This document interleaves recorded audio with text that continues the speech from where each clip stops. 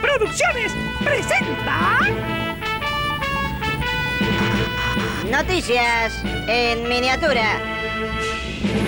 ¡Las abejas están de fiesta! Como todos los días, Margarita, la abeja más bonita, salió de su colmena para buscar coloridas y perfumadas flores llenas de polen y dulce néctar.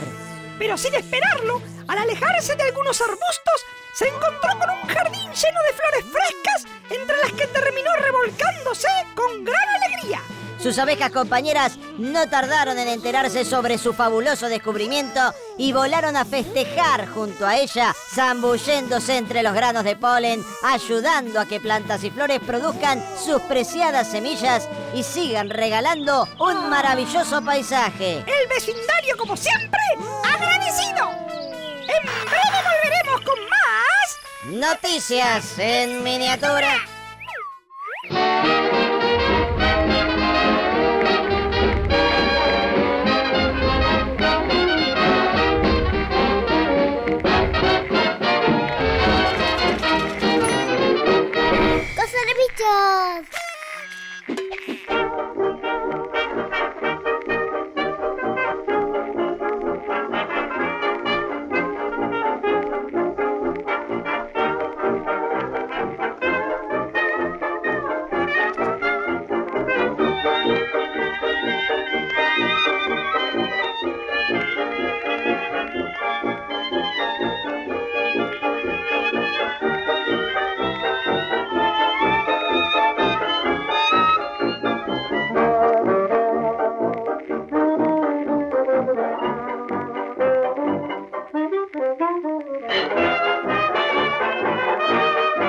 ¡Bichos de cosas!